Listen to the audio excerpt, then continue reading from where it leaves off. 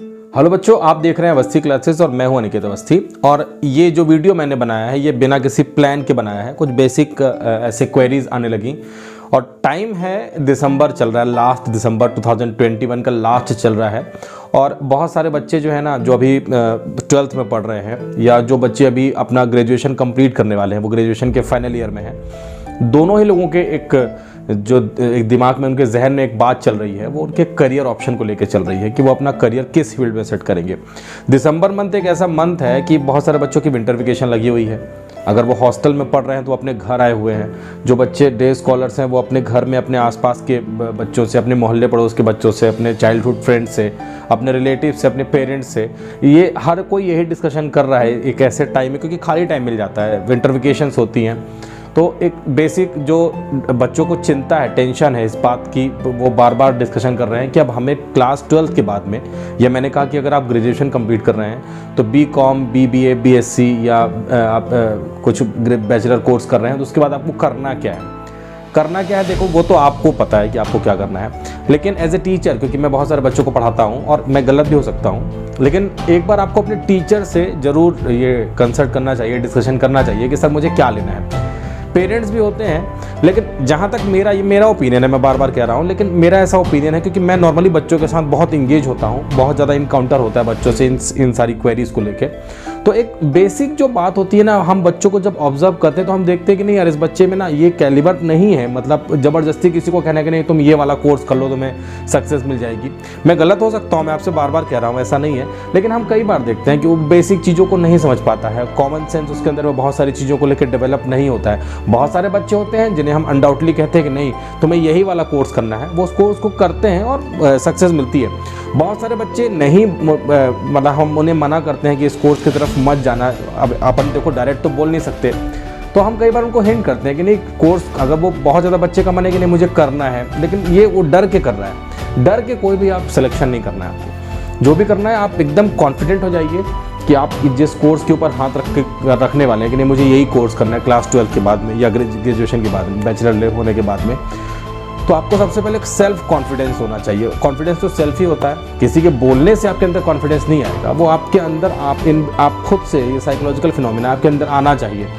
तो आपके अंदर सबसे पहले इस बात का एक स्ट्रॉन्ग फीलिंग आना चाहिए कि यार इस कोर्स को मैं कर ले जाऊँगा। मतलब ऐसा नहीं कि हाँ मेरे पेरेंट्स बोल रहे थे, मेरे टीचर बोल रहे थे, मेरे फ्रेंड्स बोल रहे थे तो मैं करता हूँ, नहीं, उनका इनकरेजमेंट है, लेकिन अल्टीमेट करना आपको है, बहुत ज़्यादा हार्ड वर्क करना है। अगर आप बात करते हैं कि बहुत सारे बच्चे होते हैं कॉम्पिटिटिव एग्जाम में जाते हैं, वो स्टेट की तरफ, PSC की तरफ या UPSC की तरफ जाते हैं। कॉमर्स के बच्चे CA, CS, CWA की तरफ जाते हैं, कोई बच्चा नीट की तरफ, कोई IIT की तरफ जाता है। ये सब मजाक नहीं है, आप देखो ये सब मजाक नहीं है। कोई हवाई बात करे कि नहीं ऐसे ही हो जाएगा, ऐसा नहीं होता है। इसमें बहुत ज़्यादा मेहनत करनी पड़ती है। मेहनत करने के अलावा आपको बहुत सारा टाइम देना पड़ता है, बहुत हार्ड वर्किंग होना पड़ता है, आपको बहुत सारे शेड्यूल्स को मैनेज करना पड़ता है, टाइम निकालना पड़ता है, आपको प्रॉपर टाइम देना पड़ेगा।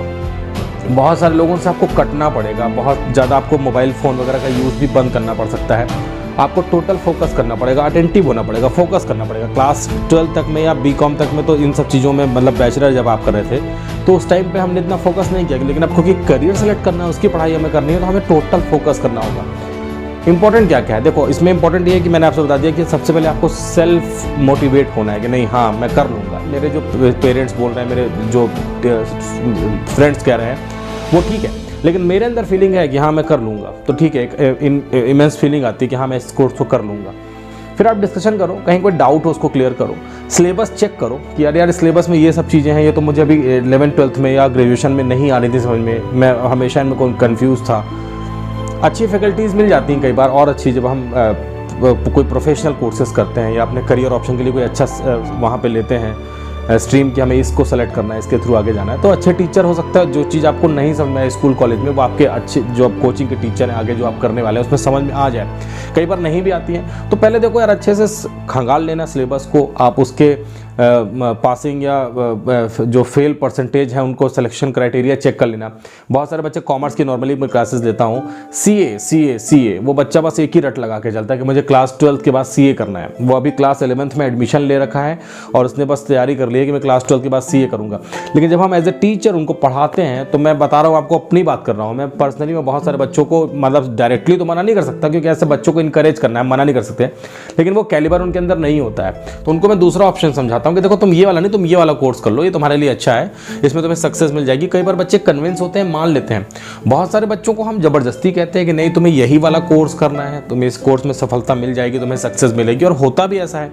और बहुत सारे ऐसे होते हैं जो मना करने के बाद भी करते हैं, उनमें से 1-2 परसेंटेज बहुत कम है, 1-2 बन जाते हैं, मतलब वो एक्सेप्शंस ऑलवेज भी देयर। अदरवाइज बहुत सारे बच्चे मना करने के बाद भी और वो उस कोर्स को करते हैं और बस 1-2 साल 3 साल खराब करने के बाद में उन्हें वापस होना पड़ता है, फिर वो कोई दूसरे कोर्सेज की तरफ परेशान होते हैं। आपको ऐसे परेशान नहीं होना है। टाइम बहुत इंपॉर्टेंट है, बहुत प्रीशियस टाइम है। आपको अच्छे से सारा कुछ देखने के बाद में डिसीजन लेना है। बहुत घबराहट होती है, बहुत छटपटाहट होती है कि अरे मेरे सारे फ्रेंड्स ने एडमिशन ले लिया। नहीं, ऐसी कोई जल्दबाजी की जरूरत नहीं। आप आराम से शुड टेक योर टाइम, अपना टाइम लीजिए, उसके बाद सोचिए कि आपको क्या करना है, क्योंकि आपको ही करना है, दूसरा कोई नहीं करेगा। आपके फ्रेंड्स का सिलेक्शन हो गया कहीं तो वो अपना कोर्स कर रहा है, उसका करियर सेट हो रहा है, आपको अपना करियर सेट करना है। ऐसे फील्ड में करना है जहाँ से आपको सक्सेस मिले, आपको कहीं कोई परेशानी ना हो। आप टेंस्ड हो 24 घंटे, आप लेके सिलेबस आपने अपने जो आपका फ्रेंड्स लिया था सेम कोर्स आप भी करने चले गए, आप फ्रेंड्स को समझ में आ रहा है, आपको नहीं समझ में आ रहा है, इसकी एक अलग टेंशन के लिए यार उसको सब समझ में आता है, मुझे नहीं आता, बहुत सारी चीज़ें आती हैं। फैमिली सपोर्ट बहुत ज़्यादा ज़रूरी है।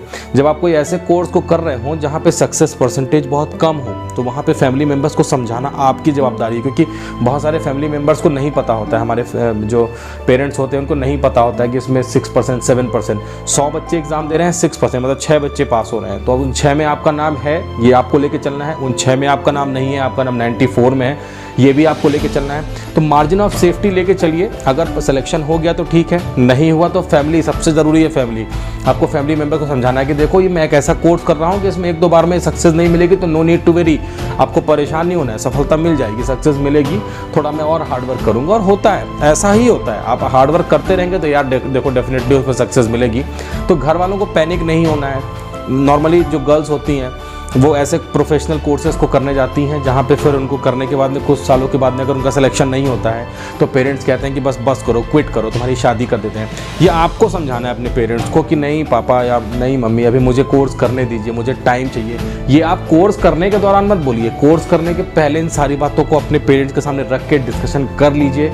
और सब कुछ डिस्कशन करने के बाद में एक टाइम आप खुद भी बनाइए कि यार इतने साल में अगर हो जा रहा है तो ठीक है, नहीं हो रहा तो फिर मुझे कोई दूसरा और उसका प्लान भी तैयार रखना है।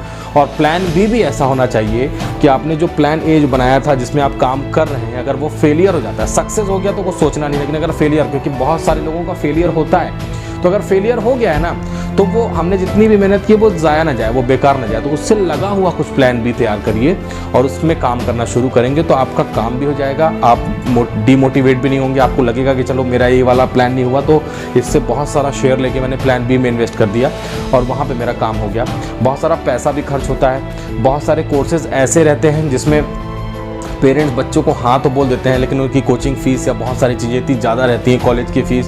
तो आप अपने फाइनेंशियल साउंडनेस को भी चेक कर लीजिए।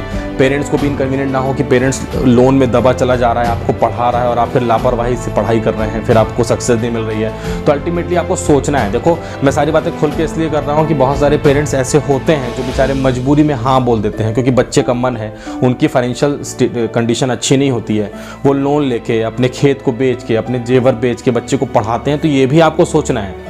ये आपको बहुत इंपॉर्टेंट बात बोल रहा हूँ मैं, आपको सोचना है कि आपके पेरेंट्स आपके लिए इतना सब कुछ कर रहे हैं और फ्यूचर में भी करते रहेंगे। अगर आप अपने टाउन को छोड़ के, अपने सिटी को छोड़ के कहीं बाहर बड़े जगह पे कोचिंग लेने पढ़ने चले जाते हैं तो आपको कैसे टाइम यूटिलाइज करना है। आपको 24 घंटे इस चीज़ को सोचना होगा कि मेरे पेरेंट्स ने मुझे यहाँ किस चीज़ के लिए भेजा है, मैं यहाँ किस चीज़ के लिए आया हूँ, मेरे पास कितना टाइम है, मेरे बाकी फ्रेंड्स कहाँ हैं, वो क्या कर रहे होंगे। आप इन सब पॉजिटिव चीज़ों को लेके चलेंगे ना, सफलता मिल जाएगी, सक्सेस मिलेगी। नहीं तो फिर ऐसे ही टाइम निकलता चला जाएगा। लाखों करोड़ों बच्चे ऐसे ही अपना टाइम ख़राब करके फिर लास्ट में कुछ नहीं, अनएम्प्लॉयड रह जाते हैं। वो बहुत सारे कोर्सेज करने के बाद भी रह जाते हैं, क्योंकि इंटरेस्ट था नहीं, परसेंटेज अच्छे बने नहीं। तो आपको जो भी काम करना है बढ़िया परसेंटेज बनाने के हिसाब से करना है, आपको अपनी पर्सनालिटी डेवलप करनी है। कई बार हम बहुत ज़्यादा पढ़ाई में इन्वॉल्व हो जाते हैं तो हमारी जो पर्सनालिटी है वो ज़ीरो रह जाती है। होता है ना कि पढ़ाकू हो गया, पढ़ाकू हो गया तो भाई पढ़ाकू के चक्कर में वो इंटेलिजेंट तो है लेकिन स्मार्ट नहीं है, उसकी पर्सनालिटी, उसकी बॉडी लैंग्वेज ज़रा अच्छी नहीं है। आपको ओवरऑल फोकस करना है, आपको अपनी कम्युनिकेशन स्किल्स को अच्छा करना है, आपको पर्सनालिटी अच्छी रखनी है, आपको पढ़ाई तो करनी है, आपके परसेंटेज अच्छे होने चाहिए।